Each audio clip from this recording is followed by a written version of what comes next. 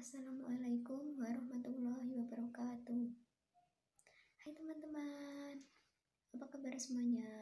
Semoga semua dalam keadaan sehat dan baik ya.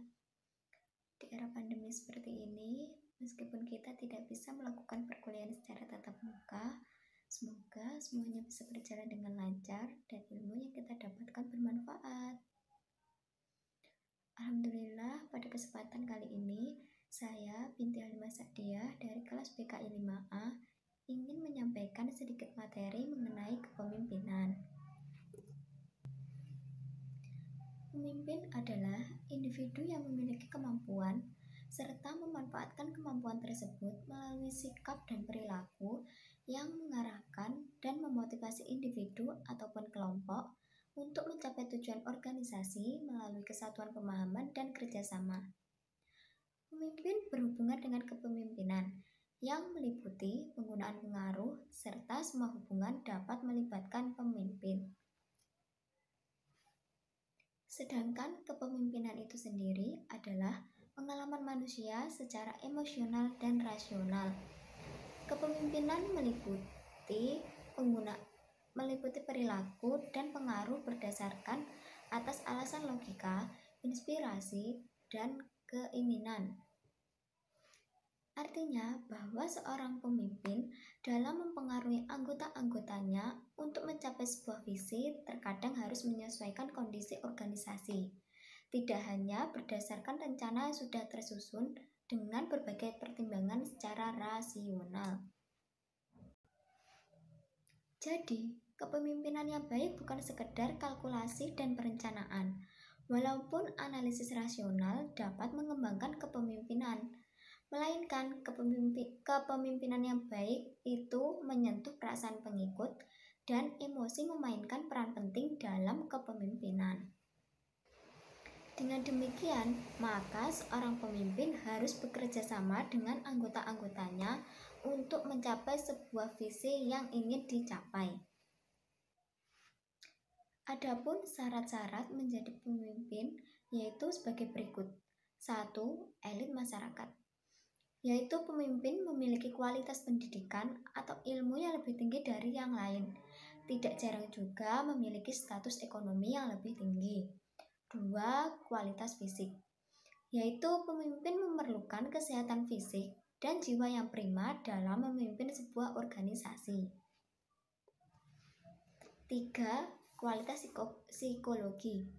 Ada 3 hal yang terkait dengan kualitas psikologi, yaitu 1. Memahami diri sendiri, yaitu pemimpin harus memahami kekuatan dan kelemahan diri sendiri sebelum mempengaruhi dan mengubah sikap anggota-anggotanya. 2. Kecerdasan intelektual, yaitu pemimpin harus berpikir secara rasional. 3. Kecerdasan emosional, yaitu emosi pemimpin sangat berpengaruh pada perilaku pemimpin dalam mempengaruhi anggota-anggotanya. Ada 4 dimensi dari kecerdasan emosional, yaitu mempersepsikan emosi, merasionalisasi dengan emosi, memahami emosi-emosi, dan memanajemen emosi. Dalam hal ini, kepemimpinan dan manajemen sering dikaitkan dengan hal yang sama. Namun, sebenarnya kepemimpinan dan manajemen adalah 2 sistem yang berbeda, tetapi saling melengkapi tindakan dalam organisasi. Menurut John P. Coulter, kepemimpinan dan manajemen mempunyai fungsi yang berbeda. Kepemimpinan berupaya menciptakan perubahan, sedangkan manajemen berupaya menciptakan stabilitas. Yang mana sebuah organisasi dapat berkembang jika kepemimpinan dan manajemen saling bekerja sama. Kepemimpinan hanya akan berhasil jika didukung oleh manajemen yang kuat. Sedangkan manajemen yang kuat hanya dapat mengembangkan sebuah organisasi jika dipimpin oleh seorang pemimpin yang kuat pula. Jadi, dapat dikatakan bahwa kepemimpinan dan manajemen adalah 2 sistem yang berbeda, tetapi saling melengkapi satu sama lainnya. Baiklah, di sini saya akan menjelaskan poin-poin mengenai kepemimpinan. A. Fungsi kepemimpinan. Fungsi kepemimpinan diantaranya sebagai berikut. 1. Menciptakan visi, yaitu pemimpin harus memiliki kemampuan untuk menciptakan sebuah visi, karena visi adalah tujuan yang ingin dicapai oleh pemimpin dan anggota-anggotanya di masa yang akan datang. 2. Mengembangkan budaya organisasi. Budaya organisasi adalah norma, nilai, dan sebagainya yang dikembangkan oleh pemimpin dan diajarkan kepada anggota baru sehingga dapat diterapkan dalam perilaku organisasi mereka. 3. Menciptakan sinergi, yaitu pemimpin bertugas mempersatukan para anggotanya dan menggerakkan mereka untuk mencapai tujuan organisasi. 4. Menciptakan perubahan, yaitu pemimpin berusaha menciptakan perubahan untuk menjadi lebih baik. 5. Memotivasi para pengikut, yaitu pemimpin memotivasi para anggota-anggotanya dalam menjalankan tugas dan tanggung jawabnya. 6.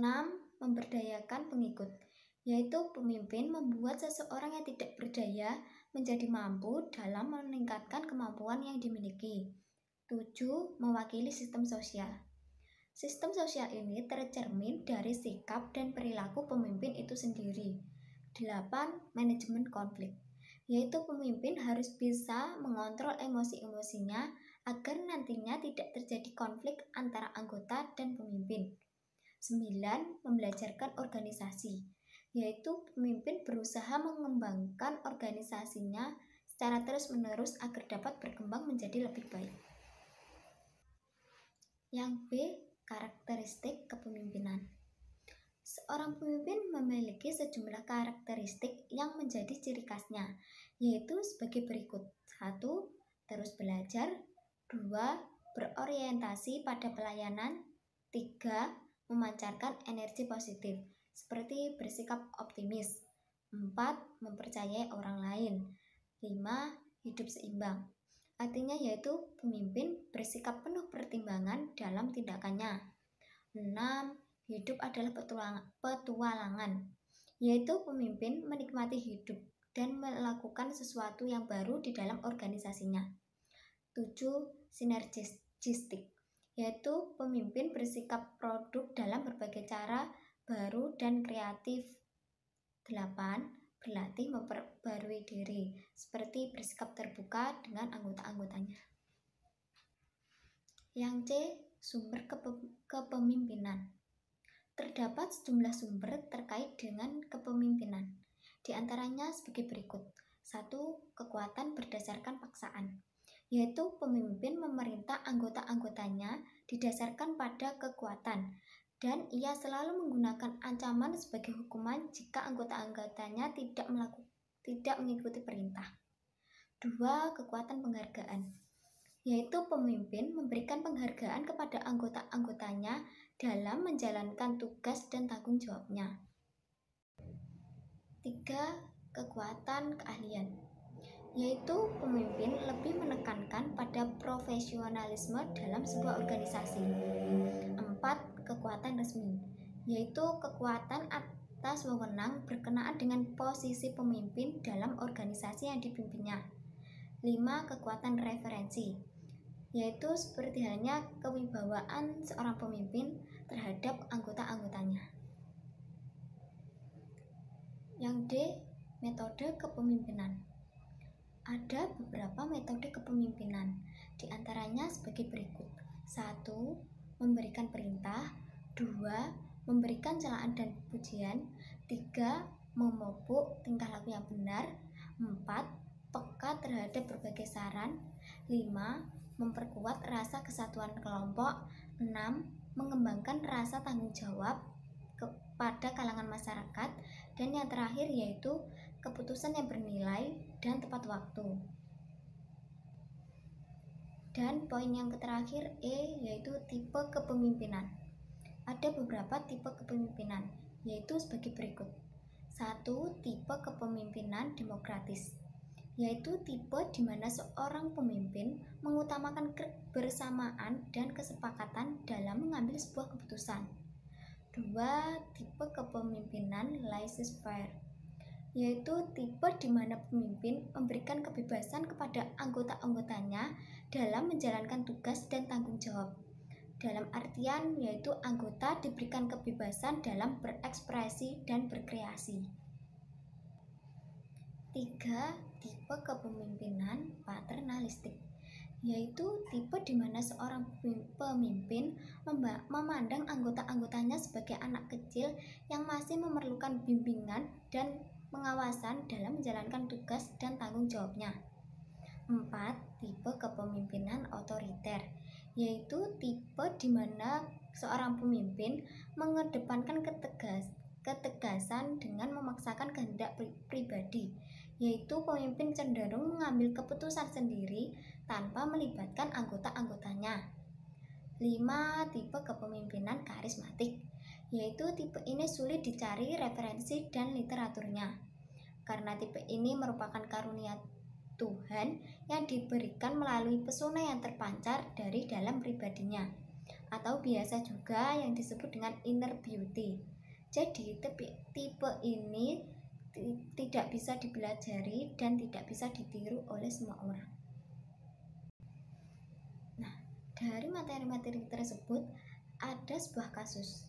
Gini, ada sebuah bank terbesar di kota Y. Bank ini mempunyai 4 cabang yang tersebar di kota Y.